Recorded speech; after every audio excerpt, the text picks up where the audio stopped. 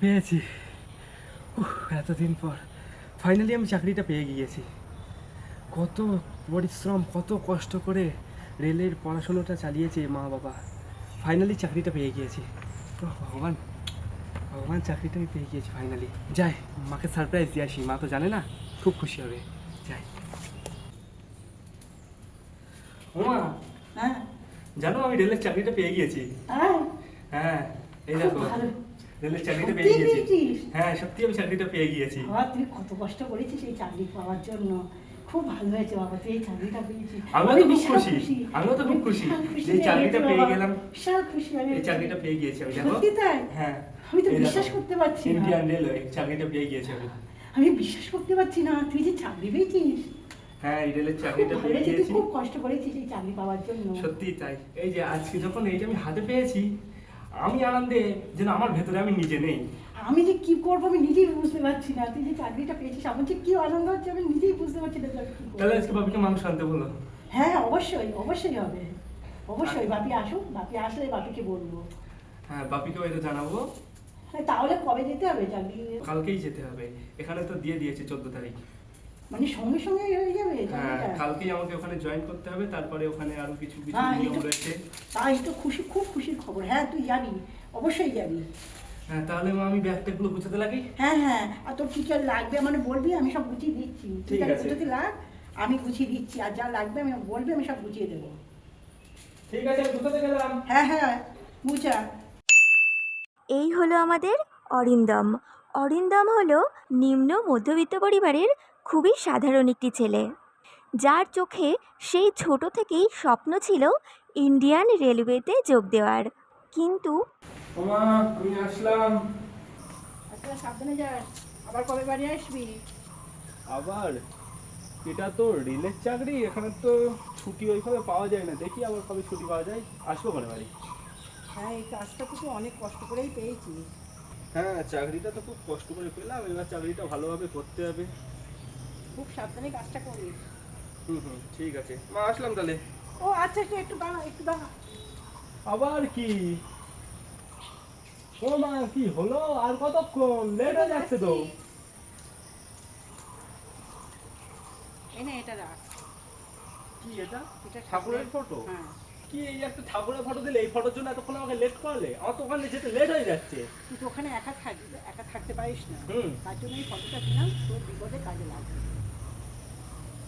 তাহলে এটা নিয়ে যাবো বলছো? হ্যাঁ, তুই একা থাকবি, তার জন্য এই বিপদে কাজে লাগবে, তার জন্য এই দিবি। ঠিক আছে?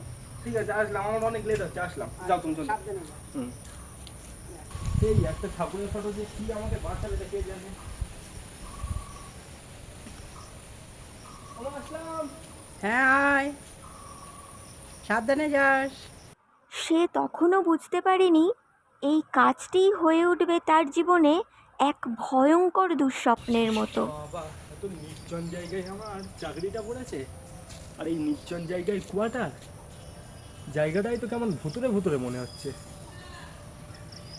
ভালোই করেছে মা এই ফটোটা দিয়ে, কারণ যতবার বিপদে পড়েছি ভগবান শিবই আমাকে বাঁচিয়েছে। তো জায়গাটা একদম ভুতুরে মতো। চলো, যাই হোক, চাকরি তো পেয়েছি। আসুন স্যার। হ্যাঁ দাদা, বলছি যে আমার এখানে ডিউটি করেছে। হ্যাঁ, সব ব্যাপার আমাদের বলা হয়ে গেছে। আপনি কোথায় থাকবেন, কি কাজ করবেন, আসুন আমাকে দেখাচ্ছি। আসুন। হ্যাঁ এই একটা খাতা, হ্যাঁ। আর এই বোর্ড টিভি, এতে দেখবেন কখন কি ট্রেন ট্রেন আসে না আসে।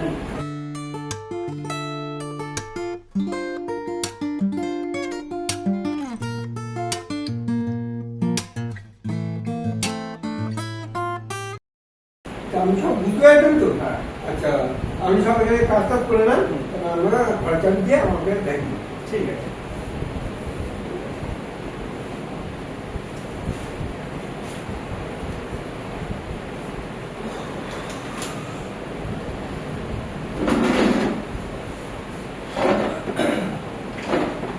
অনুগ্রহ করে শুনবেন, গাড়ি সংখ্যা 3-3-2-7-9, আপ শিয়ালদা কল্যাণী সীমান্ত লোকাল 2 নম্বর প্ল্যাটফর্মে আসছি।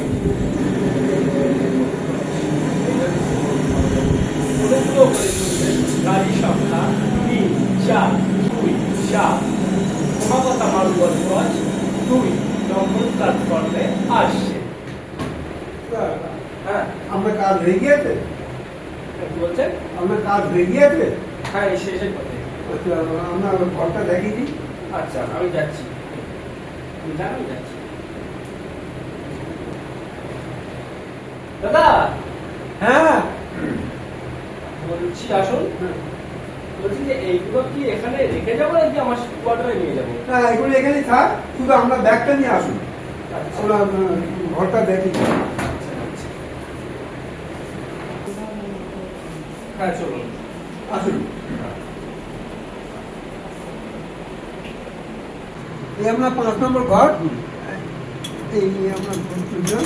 আর এইটা এই থেকে যতটা মেন আপনি লাগাতে পারেন। আচ্ছা। এই আপনার লাইট থাকলো, পাকা থাকলো, এবার ঠিকঠাক আছে তো? এই ঘরে আপনি একাই থাকবেন। এই ঘরে আপনি থাকবেন, আর ওই ঘরে আপনি ডিউটি করবেন। কখন কি টাইম আমাকে ওপর থেকে জানিয়ে।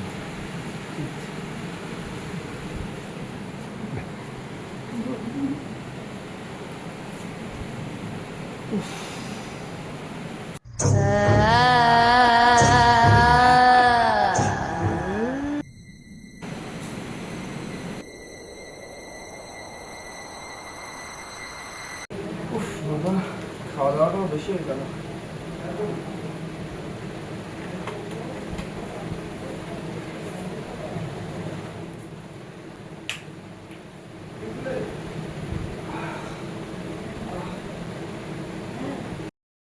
ফোন দেখতে দেখতে তার ক্লান্ত চোখে ঘুম নেমে এলো, আর তারপরেই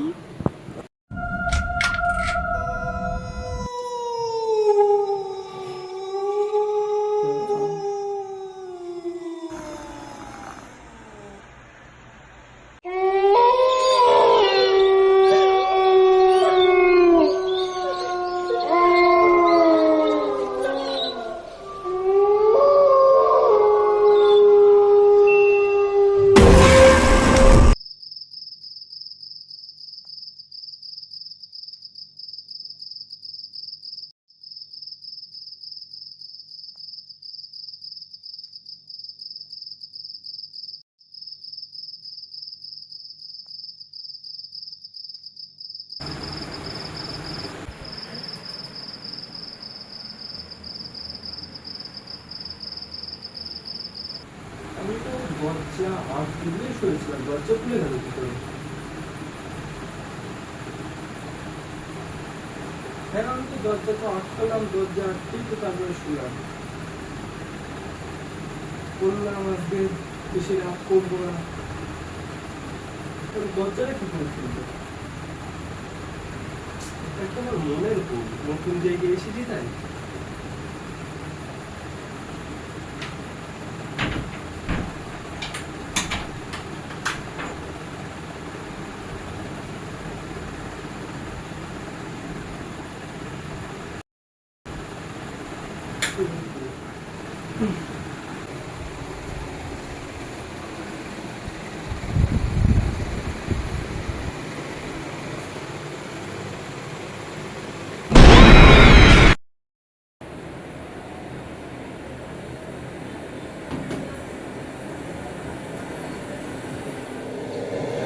তোমার কাজ হয়ে গিয়েছে?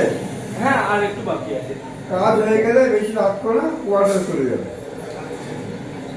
আচ্ছা শুনুন, হ্যাঁ, বলো। বলছি যে আপনাদের 5 নম্বর কোয়ার্টারে কোনো সমস্যা আছে? না, কেন? কেন? কারণ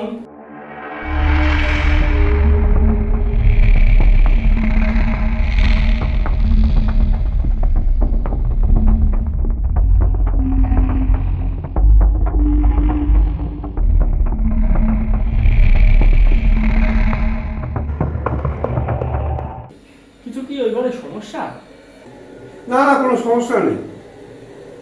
সত্যি সমস্যা নেই? এটা আমার মনের ভুল নাকি আপনি কিছু লুকাচ্ছেন? না না না, এটা তোমার মনেরই ভুল। তুমি নতুন জায়গায় এসে তো জার্নি করে, তাই তোমার এরকমই মনে হচ্ছে। যাও, অনেক রাত হলো, এবার বিশ্রাম করো। হ্যাঁ যাই, আপনিও যান, আমি যাচ্ছি। সত্যি কি এটা মনের ভুল নাকি উনি কিছু লুকোলেন আমার থেকে? এতটা মনের ভুল কারণ হতে পারে? আমি তো দরজাটা লাগিয়েছি।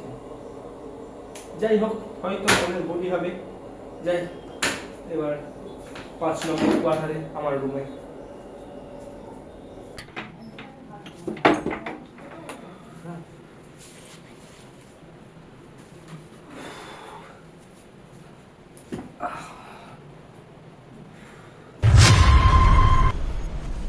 এটা কে লিখলো? তুই মরবি?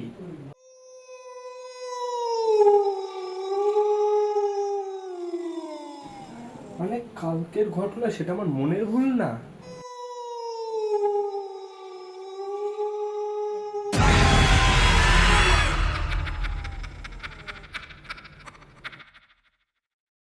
কি হচ্ছে কি এটা আমার সাথে?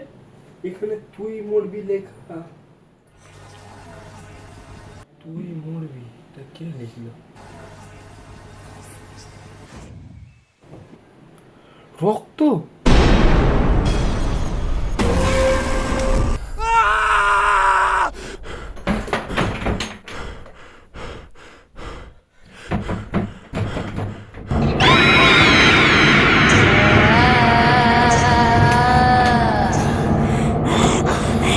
কেন এসেছিস এখানে? কেন? শেষ করে দেওয়া, শেষ করে দেওয়া। এখানে যে আসবে তাকে শেষ করে দেওয়া, শেষ। এটা আমার ঘর।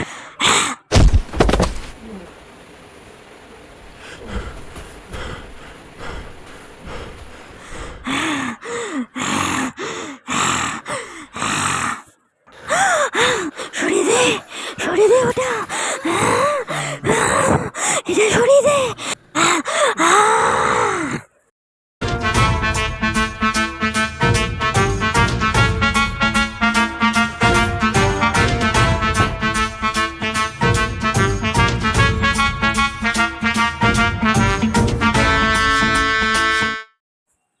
আর এবারও অরিন্দম ভোলেনাথের কৃপায় রক্ষা পেল।